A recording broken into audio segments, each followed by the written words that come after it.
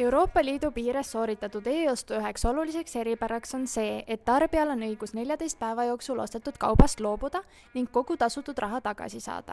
Sealjuures ei pea tarbija kauplejale põhjendama, miks ta ostust loobuda soovib.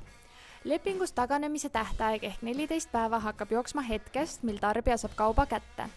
Kui müüja ei ole tarbijat taganemisõigusest selgelt teavitanud, saab ostust taganeda lausa 1 aasta jooksul.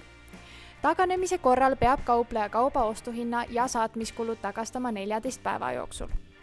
Tarbija kannab üksnes kauba tagasisaatmise kulud, välja arvatud juhul, kui kaupleja on andnud nõusoleku neid ise kanda.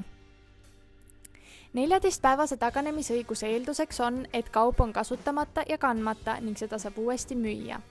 14-päevane taganemisõigus annab tarbijale võimaluse asjaga tutvuda ning selle omadustes veenduda samas ulatuses, nagu ta saab seda teha tavapoes. Kui kaupleja hinnangul on tarbija kaupa kasutanud, võib kaupleja vähendada tagasimakstavat summat. Oluline on teada, et vale või puudusega toote puhul ei ole mõistlik ostust 14 päeva jooksul taganeda, vaid kasutada hoopis pretensiooni esitamise õigust, mis on kõikides Euroopa Liidu riikides vähemalt 2 aastat. Kui tahad teada, milliseid kaubu ei saa 14 päeva jooksul tagastada, loe meie kodulehte icc.ee. ICC Net, tasuta nõu ja abi Euroopa tarbijale.